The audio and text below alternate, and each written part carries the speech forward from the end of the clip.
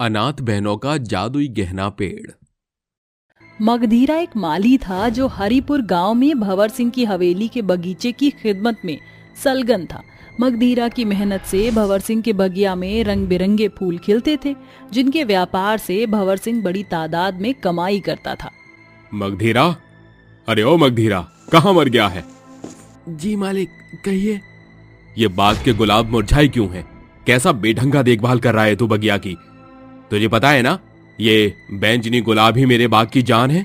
जानता हूँ हुजूर, मगर फूलों का खिलना और मुरझाना उस परमात्मा के हाथ में है जिसने प्रकृति की रचना की है।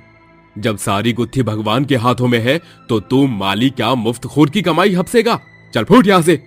अरे मालिक, मुझ गरीब पर ऐसा गजब मत करो। मेरी मासूम बिटिया आस लगाए मेरी बाट जो रही होगी। मुझ माली का मेहनताना दे दो, मैं चला जाऊंगा। तू सीधेपन से जाता है कि नहीं? अरे ओ भीमा, ये माली दरवाजे का रास्ता भूल गया है, जरा इसे दरवाजे से भेंट तो करा। जी मालिक। भीमा मगधीरा को घसीटकर बाहर कर देता है और हारा हुआ माली टूटे मन से अपने घर की ओर बढ़ रहा था। तभी उसकी नजर जमीन पर पड़े हरे भरे पौधे पर जाती है। अरे जाने किसने इस पौधे को यूं उखाड़ फेंका है, मगर इसकी जड़ जमीन पकड़ सकती है। मगधीरा उस पौधे को लाकर कच्चे माटी के आंगन में लगा देता है। दिन बीतते जाते हैं और वह पौधा जमीन में जड़ पकड़कर पेड़ के प्रारूप में बदलने लगता है। नीलम, देखो पिताजी का लगाया पौधा पेड़ बनकर कैसे तने खड़ा है। देखना, बहुत जल्द ये टूटा पेड़ फलवत हो जाएगा, फिर इस पर उगे फलों को बेचकर हमारी गरीबी मिट जाएगी। अपनी नादान बेटियों के आंखों में इठलाते भ्रमित सपने को देखकर मगधीरा टूटे मन से कहता है, हे भगवान, लानत है मुझ गरीब पिता पर। मेरे रहते 2 दिन से मेरी बेटी के पेट में एक दाना नहीं पड़ा। मुझे तो डूब मरना चाहिए। घर पर मंडराती घनघोर घटाओं में मगधीरा पर इस कदर घेरा डाला कि वह कुछ ही दिन में मिट्टी में घुल मिल गया, जिसके बाद दोनों बहनों के माथे पर अनाथ की मोहर लग गई। मगर कहते हैं ना, किसी के चले जाने से जीवन कहाँ रुकता है। दोनों बहनें कभी गांव गढ़ के आगे हाथ पसारती तो कभी सर्द भरे माहौल में मंदिर की सीढ़ी पर भीख मांगकर भूख मिटाती। नीलम, मत रो, चुप हो जा मेरी बहन। दीदी, हम कब तक ऐसे ही भीख मांग कर अपना भरण पोषण करेंगे? हमें वक्त का इंतजार करना होगा। दिन गुजरते हैं, बावजूद इसके दोनों अनाथ बहनें गरीबी के आगे घुटने नहीं टेकती। वह हर दिन आंगन में लगे उस पेड़ से घंटों बात करती। 10 साल बाद। क्या हुआ संध्या दीदी, आप इस पेड़ के पास क्यों खड़ी हैं? कुछ नहीं मेरी बहन, बस सोच रही थी कि वक्त कैसे रेत के जैसे हाथों से फिसल जाता है। 10 साल बीत गए, जमाना कहाँ से कहाँ बढ़ गया, मगर हम अनाथ बहनें आज भी गरीबी के गड्ढे से निकल ना सके। इतने सालों से इस पेड़ को पानी दे रहे हैं, मगर देखो, विशाल कद बढ़ने के बाद भी ये पेड़ टूटा है। बसंत बहार में भी इस पेड़ पर पतझड़ छाया रहता है। पता है दीदी, बचपन का एक सपना आज भी मन में लुकोए रखा है। सोने के गहने पहनने का मन है, मगर इस बदहाली में तो हम बहनों को एक वक्त का खाना भी मुशक्कत से मिलता है। चलो संध्या, घर के भीतर चलते हैं। चारों ओर पूस की पुरवाई बयार बह रही है। ऐसे ही कुछ दिन बीत जाते हैं। तभी एक रात सर्द भरी तूफानी लहर उनके फूस के झरोकों से अंदर आ जाती है और देखते ही देखते मूसलाधार बरसात शुरू हो जाती है, जिस मारे उनका कच्चा मकान किनको की तरह ढहने लगता है। भागो नीलम, ये घर गिरने वाला है। दोनों बहनें पेड़ की ओट के नीचे आकर खड़ी हो जाती हैं, मगर घर छिन जाने का दुख उनकी आंखों से आंसू बनकर छिटक रहा है। क्या बिगाड़ा था हम अनाथ बहनों ने भगवान का, जो हमसे हमारा घर भी छीन लिया। अचानक दोनों अनाथ गरीब बहनों के इर्द गिर्द कई सारे सोने के गहनों के ढेर लग जाते हैं, जिसे देख दोनों हक्की बक्की रह जाती हैं। ये तो सोने के गहने हैं, मगर ये आए कहाँ से? अपने पीछे देखो संध्या नीलिमा। आवाज भांपकर जैसे ही दोनों अनाथ बहनें पीछे की ओर ताकती हैं तो वह आवाज जादुई पेड़ की होती है, जिसकी प्रत्येक डाली पर कई सारे सुंदर सुंदर सोने चांदी के चमकदार गहने लदे होते हैं, जैसे कंगन, हार, झुमके, मांग टीका, पायल और भी बहुत कुछ, जिनकी खरी चमक जुगनू के जैसे रात का अंधियारा काट रही थी। ये इस पेड़ की कैसी जादूगरी है जो इसकी हर एक डाली शाखाओं पर सोने के गड़े गहने उगते हैं? मैं एक जादुई गहनों का पेड़ हूँ, जिस पर उगने वाले सोने के गहने कभी खत्म नहीं होते। मेरा जीवन तुम बेसहारा बहनों की देन है। तुमने मुझे पानी खाद देकर सींचा है, इसलिए मुझ पर उगने वाले सोने के गहने पर सर्वाधिक हक तुम्हारा है। इन सोने के सभी गहनों को बेचकर तुम नए सिरे से घर की नींव रखो, मैं अंत तक तुम्हारी मदद करूंगा। दोनों अनाथ बहनें जादुई गहनों के पेड़ से मिले सभी गहने को बेचकर आलीशान घर बनवाती हैं। फिर एक रात, हे जादुई गहनों के पेड़, हमें तुम्हारी जरूरत है। उन बहनों की पुकार सुनकर पेड़ के चारों ओर एक सुनहरी चमक प्रकाशित होती है और देखते ही देखते पेड़ की सभी डालियां गहनों से लदकर लहलहाने लगती हैं। तभी पेड़ अपनी आंखें खोलता है और बोलता है, कहो, तुम्हें मुझसे कितनी मदद चाहिए? तुमसे जो गहने हमें मिले थे वो घर की नींव में कम पड़ गए, इसलिए अब हम गरीब बहनों को और गहनों की जरूरत है। हाँ, क्यों नहीं, चाहो तो मुझ पर उगे सारे गहने तोड़ लो। ऐसा कहते हुए जादुई गहनों के पेड़ की टहनी उन अनाथ बहनों की ओर झुक जाती है, जिसके बाद वह बहनें हाथ बढ़ाकर कई सारे गहने तोड़कर घर का बचा हुआ हिस्सा भी बनाकर तैयार हो जाते हैं। अब जब कभी उन अनाथ बहनों को जरूरत पड़ती तो वह जादुई गहनों के पेड़ के पास आती और अपनी परेशानी की गुत्थी सुलझाती। फिर एक दिन, संध्या दीदी, मेरे ना हमेशा से सोने के गहने पहनने की इच्छा रहती है। पहले तो हम गरीबी में रूखा सूखा खाकर दिन बसार रहे थे, मगर अब तो हमारे पास जादुई गहनों का पेड़ है, क्यों ना हम अपने इस अधूरे ख्वाब को पूरा कर लें। हाँ, क्यों नहीं नीलम। उस रात एक बार फिर दोनों बहनें जादुई गहनों के पेड़ के पास आकर उसे पुकारती हैं, ऐ जादुई गहनों के अनोखे पेड़, जागो। इतने के साथ एक बार फिर जादुई गहनों का पेड़ अपने तिलस्मी प्रारूप ले लेता है। साथ ही उसकी प्रत्येक टहनियों पर सोने के चमचमाते गहने जुगनू की नाई टिमटिमा उठते हैं। ये लो संध्या, नीलिमा, जितने गहने चाहिए हो तोड़ लो। जैसे ही गहनों से लगा जादुई पेड़ उनकी ओर झुकता है, वह दो भारी से झुमके और कंगन का जोड़ा और एक प्यारा सा चांदी का पायल भी तोड़ लेती हैं। क्या तुम बहनों को मुझ पर फलवत बहुतेरे गहनों में से केवल ये कंगन, पायल और झुमके ही चाहिए? हाँ जादुई गहनों के पेड़, इतना ही काफी है, शुक्रिया। ऐसे ही समय बीतता है, जिसके साथ दोनों बहनें और जादुई गहनों के पेड़ में गहरी दोस्ती हो जाती है और वह दिन भी आ जाता है जब दोनों बहनों की शादी पक्की हो जाती है। उस रात दोनों बहनें अपनी शादी का पहला न्योता जादुई गहनों के पेड़ को देती हैं। क्या बात है, आज तुम दोनों बहन बड़ी हर्षित हो, मानो तुम्हारे चेहरे पर चांदनी की चमक छिटकी हुई हो। जादुई पेड़, हम अनाथ बहनों का घर बसने जा रहा है। अरे, ये तो बड़े आनंद की बात है, बधाई हो, आज की रात रंगों से भर गई। ऐसा बोलता हुआ गहनों का जादुई पेड़ खुशी से इठलाते हुए झूम उठता है, जिसके साथ उसकी टहनियों पर टिमटिमाते सुंदर सुंदर गहने झमझमाकर आंगन में गिर जाते हैं। ये लो मेरी मित्रों, जब तुम दुल्हन का जोड़ा पहनकर ये गहने अपने कंचन चितवन पर पहनोगी तो तुम्हारा रूप निखर उठेगा। जाओ, एक नया सवेरा तुम्हारी राह तक रहा है। शुक्रिया जादुई पेड़, अगर तुम्हारी डाल पर गहने ना होते तो हम अनाथ बहनें गरीबी के गड्ढे में मर मिट जाती, मगर आज जब हम उस गुजरे हुए गरीबी को याद करते हैं तो आंसू के साथ तुम्हें धन्य रखेंगी। इसके बाद दोनों बहनें वो गहने बटोरने लगती हैं जिसमें दुल्हन के श्रृंगार का तमाम गहना, जैसे हाथ फूल, बाजूबंद, मांग टीका, झुमके, हार, कमरबंद, पायल शामिल था। शादी के दिन दोनों बहनें उन गहनों में सज धज कर अपना चेहरा दर्पण में देखती हैं। वह किसी अप्सरा के तुल्य दिख रही थी। इस तरह आखिर में वह सोन चिड़िया अपने आंगन की मिट्टी से विदा होकर नए जीवन में कदम रखती है, मगर आज भी वह जादुई गहनों का पेड़ उसी सोने आंगन में खड़ा है। रामलाल की 3 बेटियां थी। बड़ी बेटी आकांक्षा, मंजली बेटी वर्षा और छोटी बेटी समीक्षा। रामलाल ने बड़ी मेहनत से अपने मक्के की फसल उगाई थी। अगले दिन वो जल्दी से उठकर जा ही रहा था, तभी बेटियां कहती है, अरे पिताजी, इतनी जल्दी जल्दी मत कीजिए, चाय तो पी लीजिए। अरे पिताजी, इतना खुश काहे हो? भूल गई क्या बेटा, आज हमारी फसल की कटाई होनी है, जिसके बाद मैं उन्हें बेच दूंगा। फसल इतनी अच्छी आई है कि उसके जो दाम मिलेंगे उनसे मैं तुम तीनों की शादी कर पाऊंगा। बड़ी मेहनत करी है बेटा, उसी को निहारने जा रहा हूँ। ओफो पिताजी, हम तीनों बहनें तो भूल ही गई थी। चलिए हम भी चलते हैं और आपकी मदद कराते हैं। ये कहते ही बड़ी खुशी के साथ रामलाल बेटियों के साथ अपने खेत पहुंचकर कटाई जैसे ही करता है तो देखता है कि उसके साल भर की मेहनत पर पानी फिर गया है। उसकी सारी फसल खराब हो चुकी है, एक भी फसल सही नहीं थी। ये देखकर वो अपने सर पर हाथ रखकर लड़खड़ा जाता है।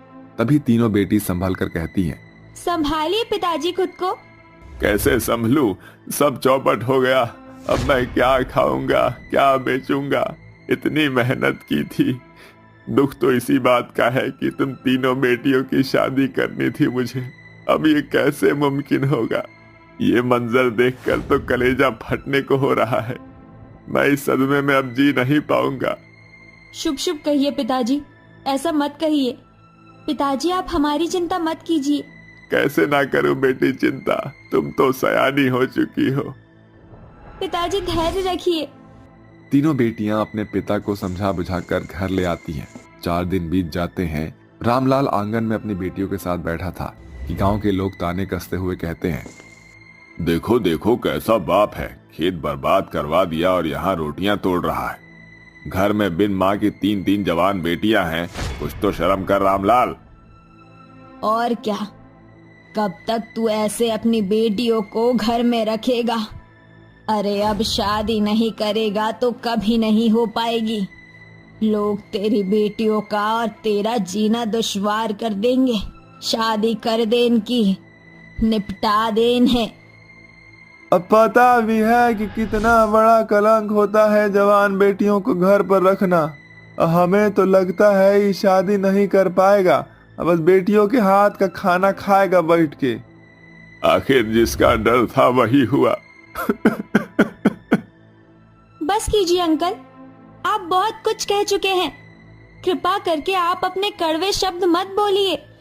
आकांक्षा की बात सुन गांव के लोग उल्टे पांव चले जाते हैं। वहीं रामलाल बेबस लाचारी से आंसुएं बहा रहा था। तभी उसकी बेटियां उसे घर में लेकर आ जाती हैं और संभालती हैं। पिताजी आप लोगों की बातों को दिल पर मत लगाइए, इनका तो काम है कहना। पर उन्होंने गलत भी तो कुछ नहीं कहा ना बेटी। 3 बेटियों का बोझ सर पर है।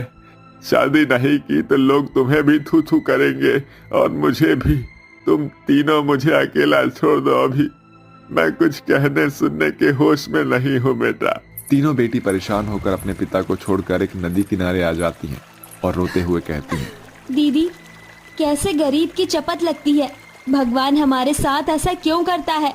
पिताजी की इतनी मेहनत से की गई फसल कैसे खराब हो सकती है? दुख तो इस बात का है, इतनी बड़ी होकर हम अपने पांव पर नहीं खड़ी हो सकती, अपने पिता का दर्द खत्म नहीं कर सकती। हम इनके लिए बोझ हैं, इनके लिए कुछ नहीं कर सकते।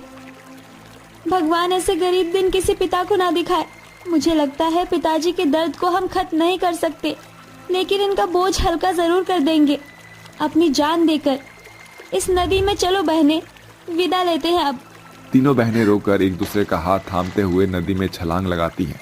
तभी 3 पेड़ नदी में से निकलते हुए उन्हें बचा लेते हैं और तीनों एक एक पेड़ के ऊपर बैठी खुद को पाती हैं, फिर पेड़ से गिर पड़ती हैं। अरे ये क्या हुआ?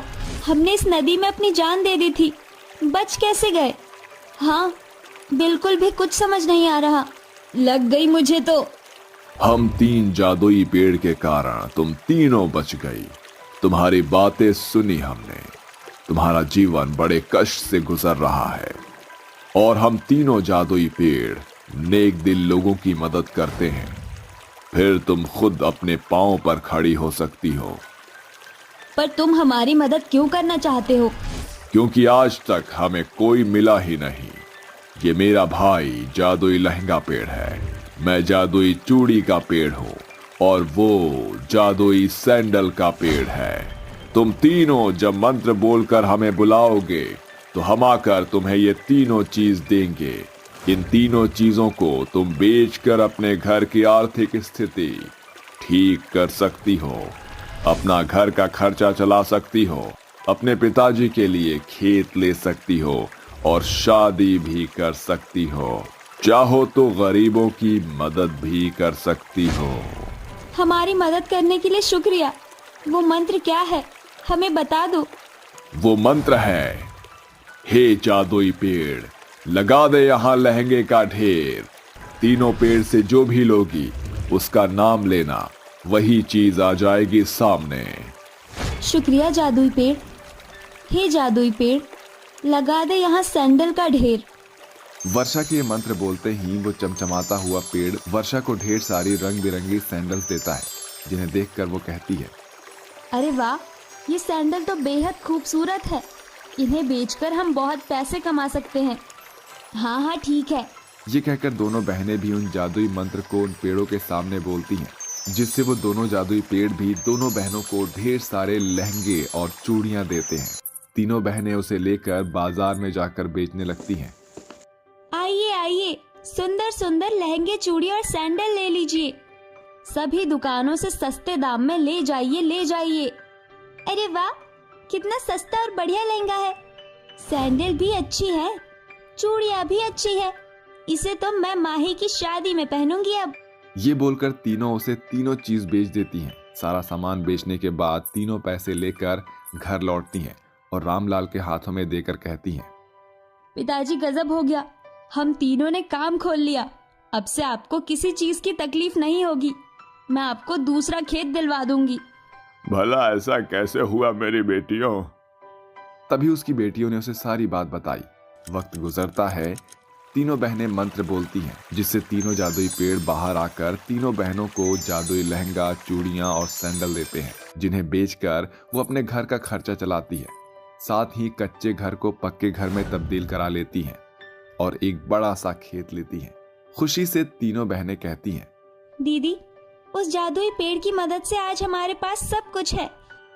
हाँ बिल्कुल दीदी, आज मैंने बहुत सारे लोगों को मंदिर के बाहर भूख से व्याकुल देखा था। क्यों ना हम उनकी सहायता करें।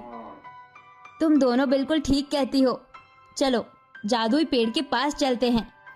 तीनों बहन जादुई पेड़ के पास पहुंचकर बोलती हैं, हे जादुई पेड़, लगा दे लहंगे का ढेर। हे जादुई पेड़, लगा दे चूड़ियों का ढेर। हे जादुई पेड़, लगा दे सैंडल के ढेर। तीनों के मंत्र कहते ही तीनों ही पेड़ आकर एक लहंगा देता है, दूसरा चूड़ियां, तीसरा सैंडल देता है, जिन्हें लेकर वो गरीब लोगों की मदद कर देती है। सुहागन औरतों को चूड़ियां देती है, सभी को जूते सैंडल देती है और शादी होने वाली लड़कियों को आकांक्षा लहंगा दे देती है और बचे हुए पैसों से उन्हें भोजन भी करा देती है, जिससे उन्हें बहुत दुआएं मिलती है। तुम तीनों बेटियों की वजह से आज मैं बहुत खुश हूँ। तुम तीनों के लिए मैंने बहुत अच्छे जमाई ढूंढ लिए हैं बेटा। अगले सोमवार को तुम तीनों का ब्याह है। तीनों शर्माकर पिता के गले लग जाती हैं। शादी होने के एक दिन पहले तीनों मंत्र बोलकर जादुई पेड़ से अपने लिए 3 लहंगे, 3 चूड़ियां और 3 जोड़ी सैंडल लेकर कहती हैं, तुम जादुई तीनों पेड़ को हम तीनों ही बहनों की तरफ से एक बार फिर से शुक्रिया अदा। तुम्हारी वजह से हमारा जीवन बेहद आसान हो गया। आज हमारे पिताजी बहुत खुश हैं। सच में तुम तीनों जादुई पेड़ की मदद से हम तीनों अपने ब्याह में इसी को ही पहनेंगे। ऐसे ही तुम हमारे साथ हमेशा रहना जादुई पेड़। ये जो कुछ भी हो रहा है तुम तीनों इसकी हकदार हो। हम तीनों की तरफ से तुम तीनों को शादी की मुबारकबाद। इस तरह तीनों बहनें शादी के जोड़े में तैयार होकर अपने पिता के सामने आती हैं, जहां उनके पिता की आंखें नम हो जाती हैं और वो कहते हैं, मेरी बच्चियों, आज मेरे पास शब्द नहीं है। मैं क्या कहूँ, दुखी भी हूँ और खुश भी हूँ, पर इतना जरूर कहूँगा, अपने आगे के जीवन में हमेशा खुश रहना बेटा, और मेरी चिंता कभी मत करना। पिताजी आप बहुत अच्छे हैं। कुछ ही देर बाद तीनों बहनों की धूमधाम से शादी हो जाती है। शादी के कुछ दिन बाद भी जरूरत होने पर तीनों जादुई पेड़ की मदद लेकर जरूरतमंद लोगों की मदद किया करती थी। इस तरह ये जादुई पेड़ का राज रामलाल और उसकी बेटियों तक ही सीमित रहता है। भगवती देवी जैसे ही अपने कमरे के भीतर से निकलती है तो वृंदा कहती है, क्या बात है सासू माँ, आज इतनी साज सज्जा, आप कहीं बाहर जा रही हैं? इस पर भगवती देवी बुरा बेबाक मुंह बनाकर वृंदा के बाल पकड़कर उस पर बांझ बन के तानों की बौछार करते हुए कहती है, बेड़ा गर को इस बांझ का। क्यों री बांझ पाखेरू, बिना मनहूस जुबान चलाए तुझे चैन नहीं पड़ता। अच्छे खासे काम में भी बाधा डालना तो तुझ बांझन की पुरानी आदत है। शोरगुल सुनकर वहां भगवती देवी का बेटा कौशल आता है। क्या बात है माँ, ये शोर शराबा कैसा है? क्या बताऊं कौशल बेटा, मैं कमला की बहू बिपाशा की गोद भराई में जा रही थी, उतने में ये बांझ बला मेरे सामने आकर खड़ी हो गई। अभी सास के बुरे ताने बंद भी नहीं हुए थे कि कौशल भी वृंदा को बुरी बातें सुनाना शुरू कर देता है। अरे ये बांझ हमारे घर के लिए कलंक बन गई है, इसका चेहरा देखकर बनता काम भी बिगड़ जाता है। 10 साल हो गई शादी को, मगर एक बच्चा तक न दे सकी। दफ्तर में मैनेजर से लेकर कलीग साथ मिलकर मेरा मजाक बनाते हैं, पूछते रहते हैं कब बनेगा बाप। अरे इसके बाद की आई सभी की बहुएं बच्चा जन चुकी है, मगर इस बांझ की बला से हमारा ही घर सालों से सूना है। माँ जी, मेरे नसीब में माँ बनने का सुख भोगना नहीं लिखा तो इसमें मेरा क्या दोष? आप दोनों भली भांति जानते हो कि कमी केवल मुझ में ही नहीं, कौशल जी में भी मौजूद है। ये सुनकर कौशल का गुस्सा 7वें आसमान पर पहुंच जाता है और वो कहता है, बहुत जुबान चलने लगी इस बांझ की। मैं तो कहती हूँ आज इसका काम तमाम कर दे, कम से कम हम माँ बेटे के सर से इस बांझ का बोझ तो उतरेगा। कमीनी, तू कहना क्या चाहती है कि मेरी मर्दानगी में कमी होने के कारण मैं बाप नहीं बन पा रहा? रुक, अभी सबक सिखाता हूँ तुझे। कौशल अपने बेड से वृंदा को खूब मारता पीटता है। उसके लाख करहाने पर भी भगवती आगे बढ़कर उसे बचाने के बजाय अपने मुंह से अंगारे बरसते हुए कहती है, बहुत जुबान चलने लगी इस बांझ की। मैं तो कहती हूँ आज इसका काम तमाम कर दे, कम से कम हम माँ बेटे के सर से इस बांझ का बोझ तो उतरेगा। वृंदा के लिए ये सब सहना पहली बार नहीं था, बल्कि ये अत्याचार बरसों से चला आ रहा था। वो बांझपन के कारण कभी पति के हाथों पिटती तो कभी सास का सताव सहती। समय गुजर रहा था। एक सांझ घर का टेलीफोन बजता है। वृंदा जैसे ही फोन उठाती है तो उसे दुखद समाचार सुनने को मिलता है। देखिए, मैं सिटी हॉस्पिटल से डॉक्टर माथुर बात कर रहा हूँ। आपकी रिश्तेदार मिसेस बानी बुरी हालत में है, इस अस्पताल में एडमिट है। ये सुनकर वृंदा के हाथ से फोन छूट जाता है और भगवती कहती है, अरे मेरी मनहूस बहू, यूं अचानक स्तब्ध क्यों हो गई? कौन था फोन पर, बकेगी भी? माँ जी, बानी जी अस्पताल में भर्ती है, हमें फौरन वहाँ पहुँचना होगा। सभी दौड़ते भागते हुए अस्पताल आते हैं, जहाँ आईसीयू बिछोने पर पड़ी बानी जिंदगी की आखिरी सांसें गिन रही थी। मेरी बच्ची, ये क्या हो गया? माँ, मेरे पास ज्यादा समय नहीं। वृंदा भाभी, जल्दी से यहाँ आओ। वृंदा उसके पास आकर कहती है, बानी जीजी, फिक्र मत करिए, आप बहुत जल्दी ठीक हो जाएंगी। भगवान के घर देर है अंधेर नहीं। इन बातों का कोई फायदा नहीं भाभी, अब बहुत देर हो चुकी है। मैं अपने बेटे गोपाल की जिम्मेवारी आपको सौंप रही हूँ। मेरी अंतिम इच्छा है कि आप इसकी माँ बनकर इसका ख्याल रखना। वादा करो भाभी। हाँ जी, मैं वादा करती हूँ। अगले ही पल बानी वृंदा को वचनबद्ध करके दम तोड़ देती है। वृंदा गोपाल को गोद में थामे घर आती है, जहाँ भगवती कहती है, अरे ओ बांझ बला, किसने कहा था तुझे अस्पताल में अपनी मनहूस जुबान चलाने को? मैं मेरी बेटी की आखिरी निशानी को तुझ बांझिन के भरोसे नहीं सौंप सकती। अरे जिसकी खुद की गोद बरसों से सूनी है, क्या पता उसके आंचल की छांव इस दुध मुहे बच्चे के लिए अभिशाप बन जाए और कहीं इसकी बिना सांसें छिन जाएं। ये कैसी बात कर रही हैं आप? मरते वक्त मैंने बानी जीजी को वादा किया था कि गोपाल का ख्याल रखूंगी। मुझे माँ बनकर इसे पालने का एक मौका तो दीजिए। ठीक है, मैं तुझ बांझ को अगले 1 महीने का मौका देती हूँ। वृंदा घर का कामकाज निपटाकर जैसे ही सोने चलती है, 6 माह का गोपाल जोर शोर के साथ रोना शुरू कर देता है। वृंदा उसे गोद में उठाकर चुप कराती है। ना मुन्ना, ना रो, चुप हो जा, मेरा राज दुलारा, चुप हो जा। वृंदा की लाख कोशिशों के बावजूद भी गोपाल चुप होने की बजाय सिसकियां पकड़ लेता है। इस पर कौशल और भगवती भी जाग उठते हैं। अरे क्यों रुला रही है मेरे नाती को? बच्चा जना होता तब तो अता पता होता कि बच्चा कैसे चुप होगा, बांझ बला कहीं की। इसके बाद कौशल और भगवती भी बारी बारी से गोपाल को चुप कराने की कोशिश करते हैं। तभी वृंदा गोपाल के प्यास को भांप कर कहती है, शायद गोपाल प्यासा है। अरे बौरा गई हो क्या? 6 महीने का बच्चा भला पानी कब से मांगने लगा? माँ जी, गोपाल 6 महीने का पड़ाव पार कर चुका है। मैंने अस्पताल के चार्ट में पढ़ा था कि 6 माह के बच्चे को दुग्ध पान के साथ जलपान कराना भी जरूरी है। वृंदा जैसे ही गोपाल को प्यार से पुचकारते हुए पानी पिलाती है, गोपाल उसी पल छिन सो जाता है और वृंदा कहती है, देखा माँ जी? अरे हाँ, अब अपनी इस बात का बखान करना बंद कर। भूल मत, तू बांझ है, बड़ा ही कोई तीर नहीं मार लिया। गुजरते हर एक दिन के साथ एक सप्ताह का पड़ाव पार हो जाता है, जिसके साथ गोपाल के प्रति वृंदा का लगाव माँ से बढ़कर हो जाता है। वो प्रत्येक रात गोपाल के जागने के कारक उसके संग रात जगा करती है और सूर्यास्त से पहले उठकर घर का कामकाज किया करती। काम से फुर्सत पाते ही वृंदा गोपाल के साथ समय बिताया करती थी। अब माँ अपने गोपाल की पहले मालिश करेंगी, फिर उसको नहाई नहाई कराएंगी। भगवती बाहर खड़ी खिड़की से झांकते हुए कहती है, इसके गोदी में गोपाल कितने सुकून में दिख रहा है। अभी तो गोपाल की माँ बनकर सेवा सहाय करते सप्ताह भर ही बीता है और इतने में ही मेरी ये बांझ बहू सूखकर कांटा हो गई। सब कुछ सही चल रहा था। फिर एक रोज गोपाल की तबीयत पर बनाती है। सभी उसे लेकर अस्पताल आते हैं, जहां डॉक्टर कहता है, देखिए, माँ का दूध मुहैया न होने की वजह से बच्चे को अंदरूनी कमजोरी है। आपको इसका खास ख्याल रखना होगा।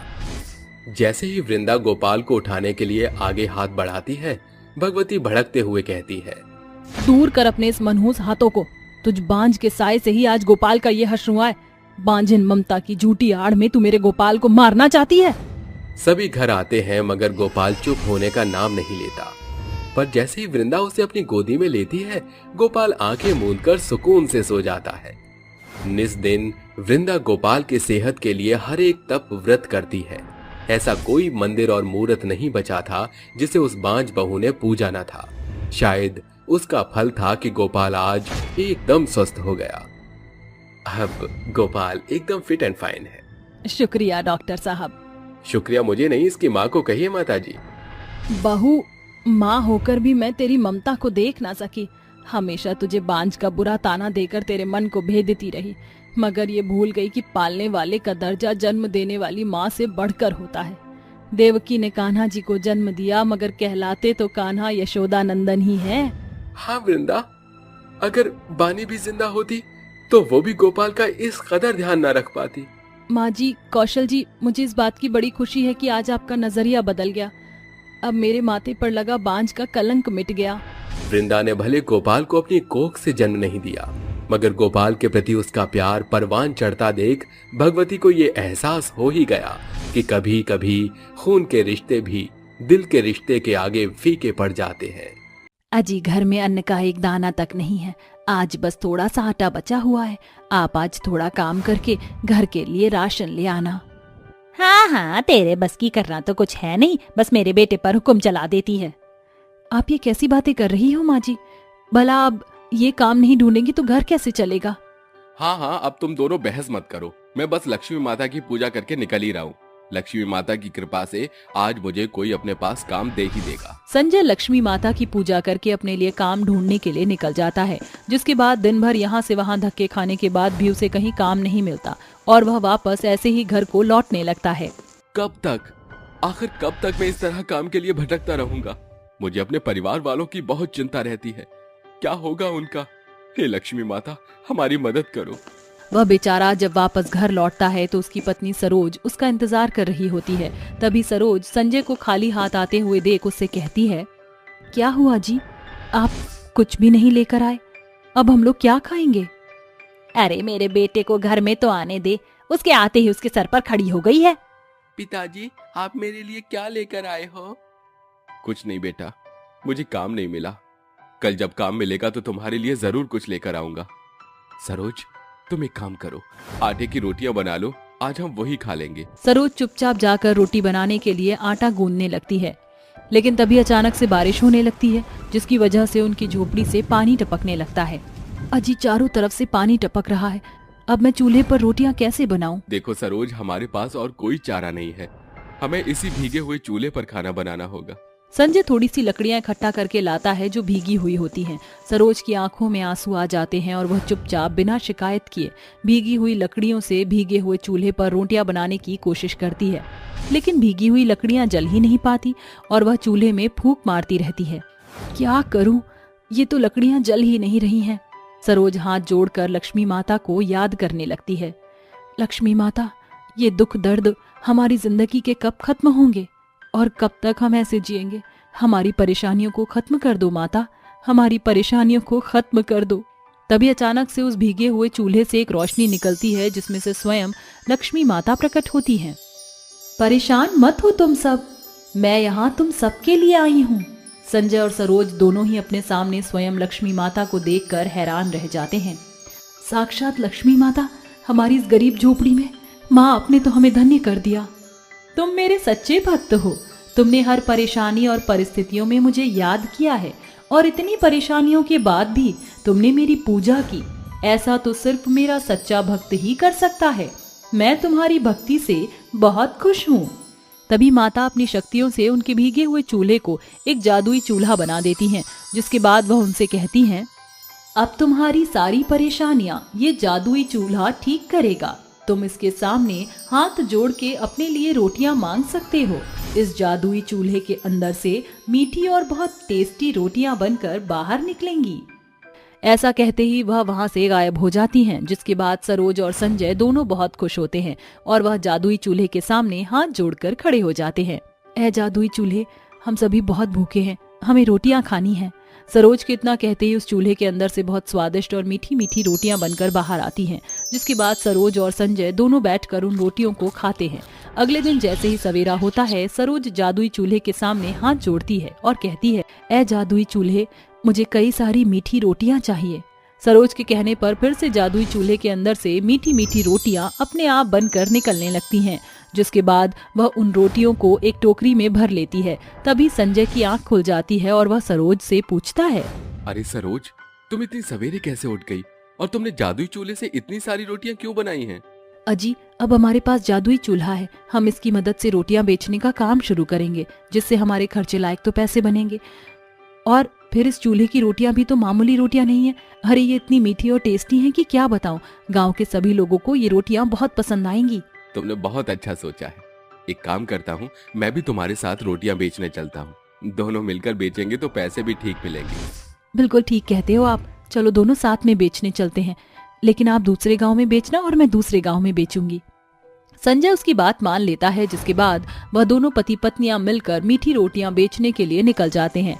देखते ही देखते सभी लोग उनसे उनकी मीठी रोटियां खरीदने लगते हैं और शाम तक दोनों के पास खूब सारे पैसे इकट्ठे हो जाते हैं और दोनों एक साथ घर पहुंचते हैं। मेरी मीठी रोटियां सभी ने खरीद ली। मेरी भी सारी रोटियां बिक गई और देखो मैंने आज कितने सारे पैसे कमाए। लोगों को इस जादुई चूल्हे की रोटियां बहुत पसंद आई हैं। अरे वाह, ये तो बहुत अच्छी बात है। अब तुम दोनों मियाँ बीवी रोजाना इसी तरह मेहनत करके रोटियां बेचा करना। उस दिन के बाद से वह दोनों मिलकर जादुई चूल्हे की रोटियां गांव में बेचना शुरू कर देते हैं, जिसके चलते उनका बहुत अच्छा मुनाफा होता है और इसी के चलते उनके घर की कई परेशानियां भी ठीक हो जाती हैं। जिसके बाद वह दोनों अपने बेटे सोनू का स्कूल में दाखिला करा देते हैं। अब वह खुशी खुशी रहने लगते हैं, लेकिन उनकी खुशियों को किसी की नजर लग जाती है।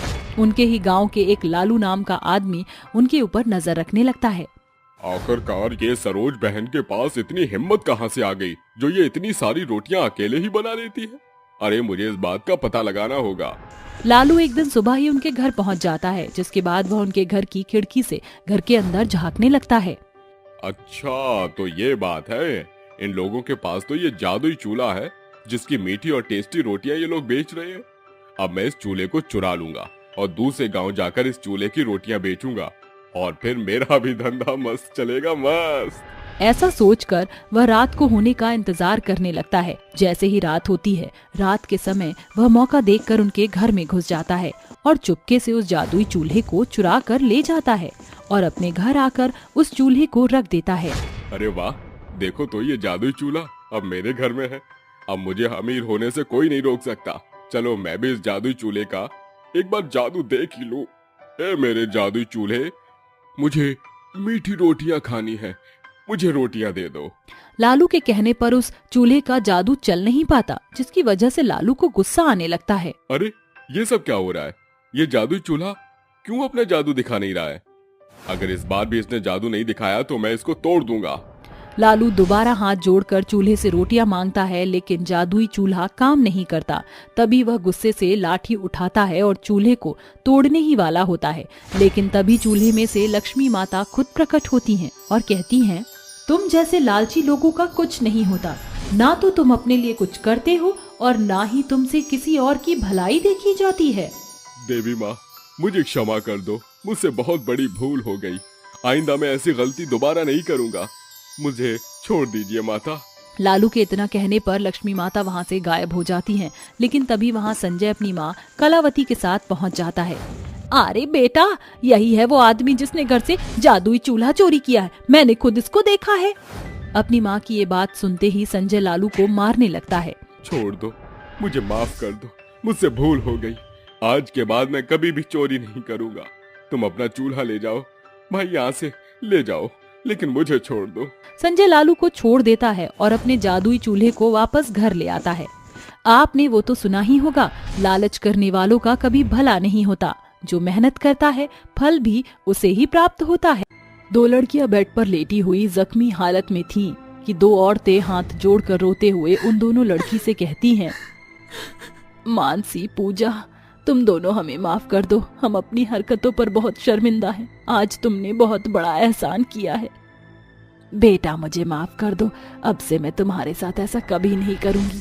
तुमने जो किया है वह मेरी अपनी बेटी ने भी नहीं किया।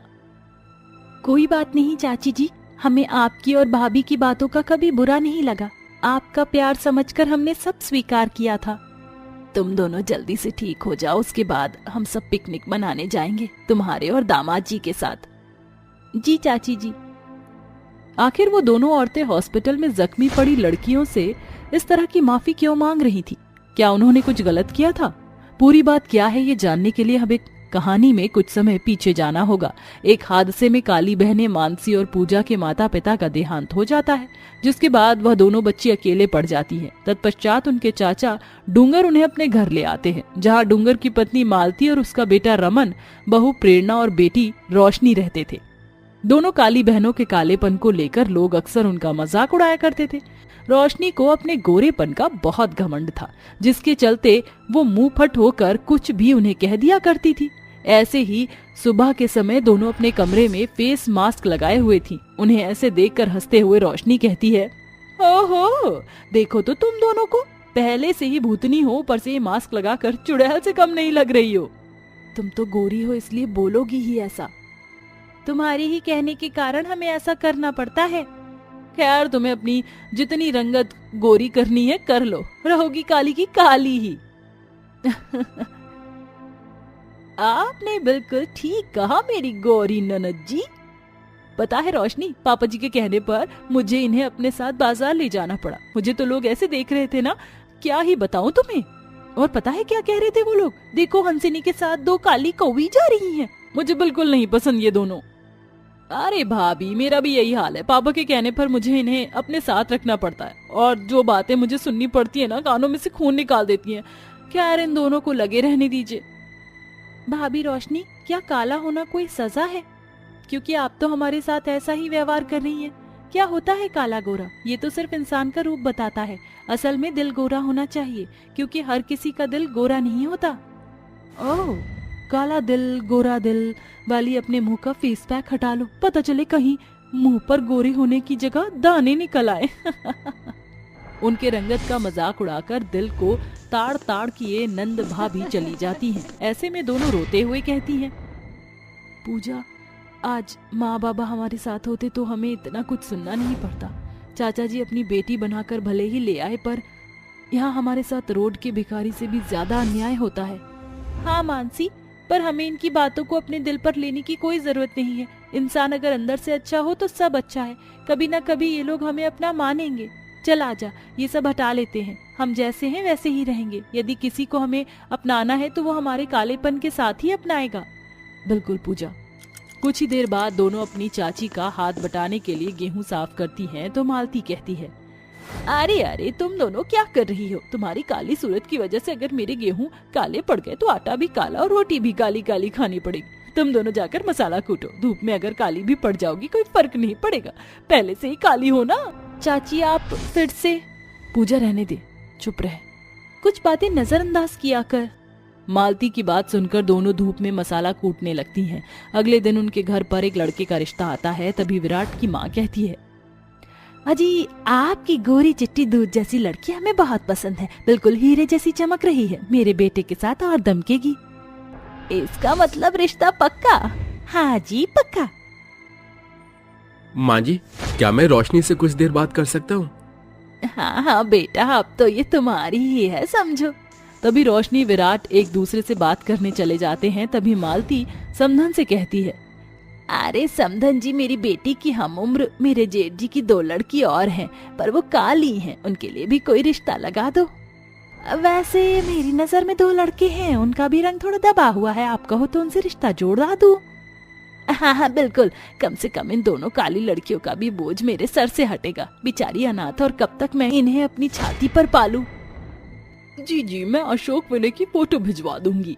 कुछ ही दिनों में मालती उन लड़कों की फोटो देखकर मानसी और पूजा का रिश्ता उनसे जोड़ देती है और तीनों की शादी एक साथ करने का निर्णय लेती है। 2 दिन बाद तीनों लड़कियों की एक साथ हल्दी की रस्म हो रही थी, जहां सब रोशनी को हल्दी लगा रहे थे। तभी प्रेरणा उन दोनों काली नंदों को हल्दी लगाते हुए कहती है, मेरी काली काली नंद, तुम्हें हल्दी लगाकर भी कोई ग्लो नहीं चढ़ेगा, क्योंकि मैं तो बस ये रस्म पूरी कर रही हूँ। शुक्रिया भाभी। अगले ही दिन तीनों की मेहंदी रच जाती है। रोशनी की मेहंदी बहुत खिलती है, पर दोनों काली बहनों की मेहंदी हाथ पर ना के बराबर दिखती है। तभी ताना देकर मालती बोलती है, मैंने पहले ही कहा था तुम दोनों बहनें मेहंदी मत लगाओ। देखो तुम्हारे दूल्हे राजा का तो नाम ही नहीं छपा, वो भी उदास हो जाएगा कि किन काली माताओं से हम शादी कर रहे हैं। चाची, उनका नाम तो दिल में छप गया है, तो मेहंदी लगाकर छापने की क्या जरूरत है। पूजा की इस बात से मालती का मुंह बंद हो जाता है। घर में शादी की रौनक लगी रहती है, सभी लोग नाच गा रहे थे। वहीं अगले दिन दोनों काली और गोरी ननद की शादी धूमधाम से हो जाती है।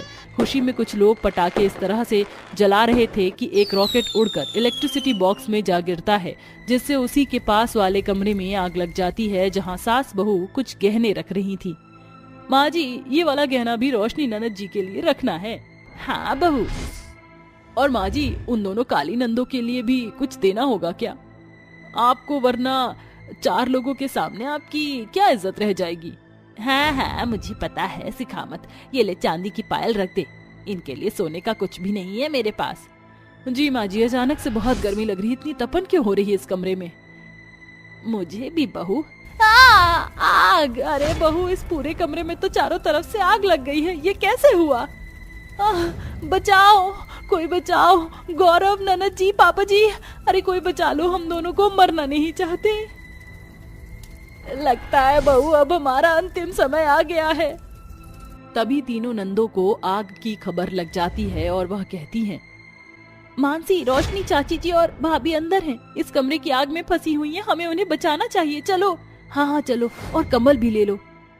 अरे नहीं नहीं, मुझे नहीं जाना, कहीं मेरी गोरी चमड़ी साग में जलकर खाली हो गई तो। तुम्हें जाना है जाओ, मुझे नहीं जाना। मानसी, वक्त नहीं है, हम दोनों को ही जाकर उन्हें बचाना होगा। हाँ जल्दी चलिए। तभी दोनों काली बहनें कंबल लेकर उस कमरे की आग में कूद पड़ती हैं और कहती हैं, चाची जी, भाभी, आप फिक्र मत कीजिए, हम आपको लेने आए हैं। हाँ जल्दी से ये कंबल ओढ़ लीजिए। तभी दोनों काली बहनें उन्हें कंबल उड़ाकर जैसे ही बाहर लाती हैं, इतने में लकड़ी बना छप्पर टूटकर उन दोनों काली बहनों पर गिर जाता है, जिसके बाद वह गंभीर हालत में हॉस्पिटल में एडमिट होती हैं। होश आने पर सभी लोग उन दोनों से मिलते हैं और मालती दोनों के सर पर हाथ रखकर कहती है, बेटा, मुझसे बहुत बड़ी गलती हो गई, जो हमेशा मैंने तुम्हें कालेपन का ताना दिया।